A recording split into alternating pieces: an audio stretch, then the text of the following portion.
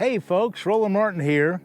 I want to talk about jig fishing. You know, we're in a lake right now in southern Oklahoma, one of the watershed lakes near where Jimmy Houston lives. And crawfish are a great big part of the bass's diet. It's the hot summertime. It's 100 degrees right now. It's the middle of August, end of August, and so it's a really hot condition. But the bass are deep. There's some big deep bass. Now, there's also a thermocline in the lake. And that means that below about 17 or 18 feet deep, you're probably not going to have a whole lot of bass. But the thermocline, I'm up a creek right now in this watershed lake, and I'm trying to find, let's say, about 15 or 18 foot of water near some of the grass beds, near some of the trees. And I'm going to take this jig. Basically, I'm just watching it. I'm just counting it down. Just counting it down. Okay, counting it down.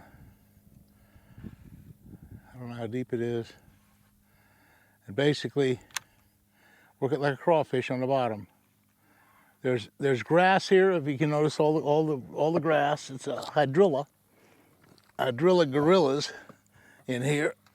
And I think the fish are kind of on the edge for the most part. They'll probably be on the edge of this grass. So I'm going to watch my depth finder. Transducer's hot. Okay. Throw it out there. Be a line watcher whenever you sink a big jig or a spoon or even a worm out in deep water. Watch that line. It's a calm day. You can see them so. Oh, I just had a strike. One hit it just as it hit bottom.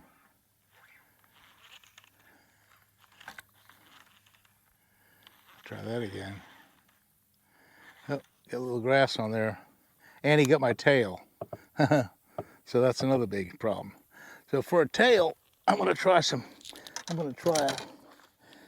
a tail like this. It kind of slows it down. It's kind of a double tail. I had a pretty good strike then. He hit it pretty good. It was just about to the bottom. Water's about 15 foot deep here. Okay, water's clear. Pretty clear. I can see it coming down. Okay, watch this thing go down. Watch it go down. It's going down. It's going down. It's going down. It's going down. Watch the line. Watch the line. Okay.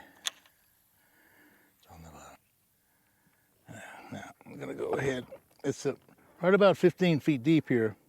Now I have Jimmy Houston's boat. He's got a Ranger with live scope. It's a Garmin live scope. I normally use a Roland system. It's very similar. But I don't have my boat, so I have Jimmy's boat. And so we're gonna be kind of working with this setup. So as I turn around, I'm gonna see what happens. I have a live scope on the front. I'm just gonna kind of see my picture. Right now it's 19. I'm looking for fish. And they should be, see that big old line of grass? That drops in about 15, 18 feet of water. So if I get just this side of it, and just let it sink down and just kind of watch that line. It's like a crawfish. I'm just kind of swimming it through there.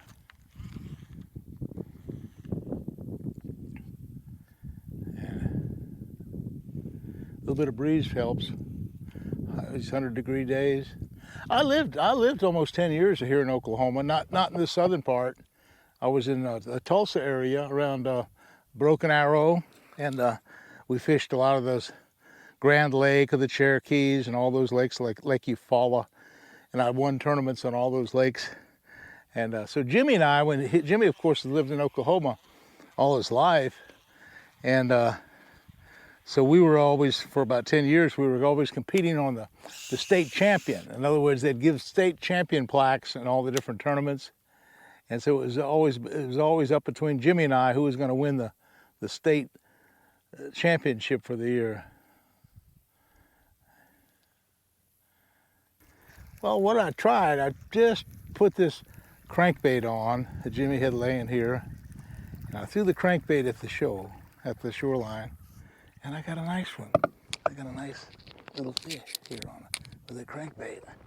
Yeah, nice crankbait fish. Be careful, unhook them. And I've got the hooks bent down on this one. It'll come right out easy. Nice 3.5, 4-pounder. Beautiful bass. And I threw right over across the point. It's one of Jimmy's rods. I'm using all his stuff right now. Some of his stuff. Threw over there and cranked it down. See what happens.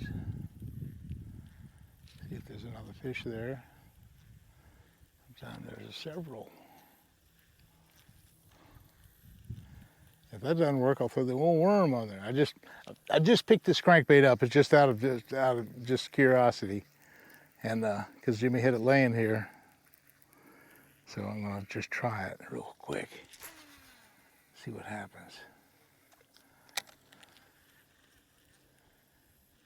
I got another one on a crankbait. Pretty good one too. Good one. Oh yeah. Big smallmouth, I think it looks like. Huh? They're going big largemouth. Big 5-pound largemouth. Holy moly. I don't know if I have a net. Where's my net? I'm gonna have to get a net on him. Just have to get him in and see what happens. That's a good one, son. That's a good fish. That's probably 6 or 7 pounds. That's a good one, son. That's a good fish. Picked up a crankbait and caught this really good one. That's a toad and a half, son. That's probably closer to 6 pounds than anything. Big giant fish, the biggest one of the day. Monster bass. Picked up Jimmy's rod and it's working. Again, the water is 30 feet deep here. It's really, really quite deep. So the fish, like I say, they're not on the bottom. They're suspended. You'd think I'd get hung up a little bit. I probably will. Just kind of crank it through there. Okay, another crankbait fish. Starting to get fish on this crankbait now. Pretty good ones too. They're really good fish. They're 3 and 4 and 5 and 6 pounds. They're really good ones. Really good ones. A nice ones. Nice ones. They're really good fish. Yeah. Good bass. Crankbait bass. Yeah. See, I can get these crankbaits out because we've taken the barbs and depressed the barbs on all these hooks so that we don't hurt the fish as bad. And that's a beautiful fat bass, just as fat as can be, and he hit the crankbait perfect. I'm on another tree I'm gonna throw back there. Might be another one here, but for right now, I'm throwing in this tree.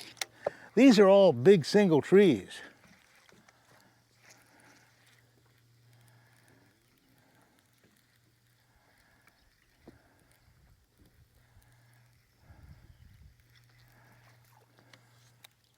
This is all one big giant tree right here. It's just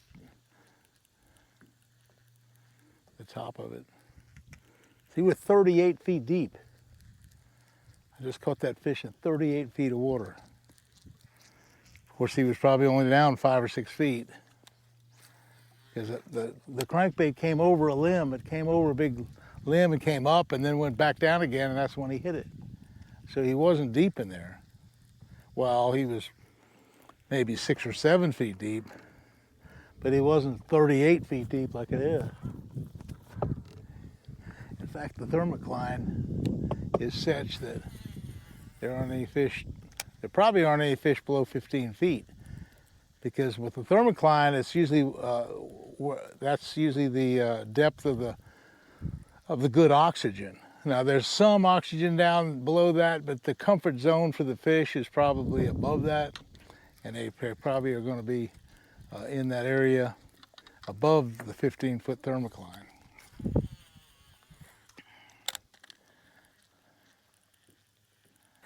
Well, folks, I hope I've showed you a little bit of how I fish the timber in these southern Oklahoma lakes. Well, it's all over the country. It's pretty much the same thing. There's a couple really good choices. Of course, the plastic worm probably produces the most fish, yeah. Actually, the biggest one came on this crankbait that I got from one of Jimmy's rods. So anyway, you gotta remember a couple things. In the hot weather, the fish aren't necessarily on the bottom. They're sometimes suspended in these trees. So they're not down 20 or 30 feet. They might only be down 5 or 6 or 7 feet out in the middle of 30 or 40 feet of water. So that's the important thing to remember. They're suspended fish. And we've caught a few today, and caught some really nice ones today. And I appreciate you watching. See you again soon. Thanks for watching.